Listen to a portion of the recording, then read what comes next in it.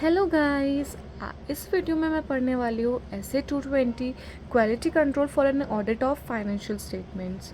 Video शुरू होने से पहले वीडियो को लाइक कर लेना एंड चैनल को सब्सक्राइब कर लेना अगर अभी तक नहीं किया है तो शुरू करते हैं। ऐसे 220 quality control for an audit of FS.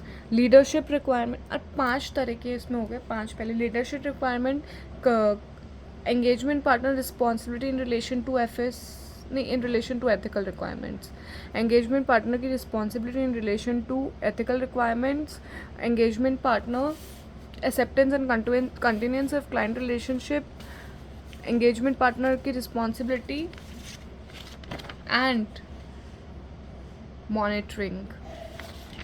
तो पहला है लीडरशिप रिक्वायरमेंट, फिर दूसरा है leadership requirement and then ethical engagement partner की responsibility in relation to ethical requirements, acceptance and continuance of client relationship, engagement partner की रिस्पॉन्सिबिलिटी एंड देन मॉनिटरिंग। तो शुरू करते हैं पहले पॉइंट से, leadership requirement.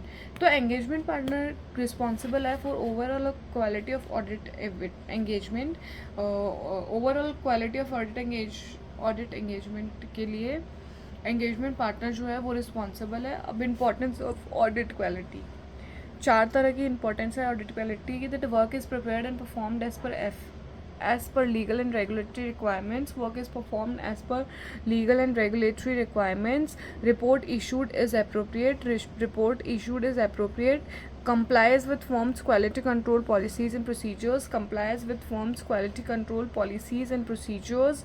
Engagement team raises concerns without any fear of reprisal।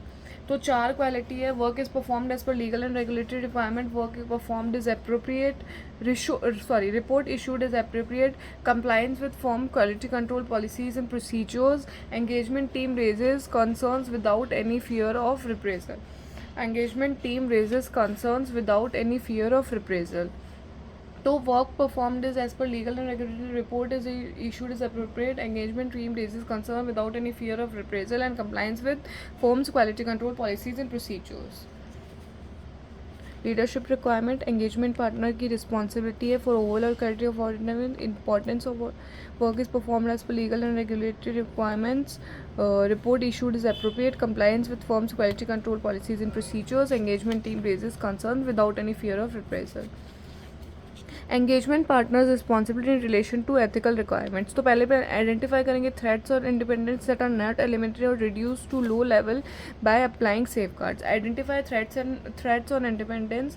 पहले तो हम आइडेंटिफाई करेंगे थ्रेट्स और independence that are not eliminated और reduce to low level by applying safeguards. Identify threat on independence that are not eliminated or reduced to low level by applying safeguards and reporting to other people in the form of such threats to take appropriate action। Report करेंगे to other people of such in the form, reporting to other people in form of such threats to take appropriate action and to take appropriate action। Appropriate action क्या होगा? तो eliminate करना threats को bye applying safeguards या फिर withdraw कर लेना if permitted by law और रेगुलेशन। तो एथिकल रिक्वायरमेंट्स में कंप्लाइंस विद एथिकल रिक्वायरमेंट्स में जो है ना, एंगेजमेंट पार्टनर की क्या रिस्पॉन्सिबिलिटी थी? पहला तो आइडेंटिफाई करना threats on independence that are not eliminated और reduce to low level by applying safeguards. Report करना to other people in the form of such threats and take appropriate action. Action क्या होगा? Withdraw कर दो if permitted by law and regulation, और अगर law और regulation permit नहीं करता है तो एलिमिनेट करो threats bye applying safeguards. Acceptance and continuance of client relationship and audit engagement. It's the responsibility of engagement partner to information before accepting or continuing the existing engagement। तो it's the responsibility of engagement partner to obtain information before accepting the audit engagement with new client or before deciding to continue the client's relationship।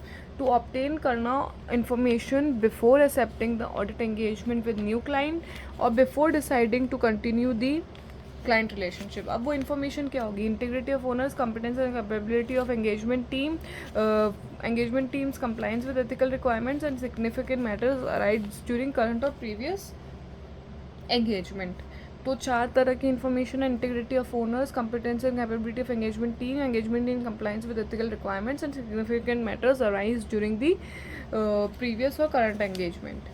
अब engagement partner की क्या responsibility है कि ensure करना engagement team is capable and competent to perform as per SAs. Engagement team जो है वो capable है एंड कॉम्पिटेंट है to perform as per SAs and legal requirements. और 5th engagement performance and 6th जो है वो मॉनिटरिंग है।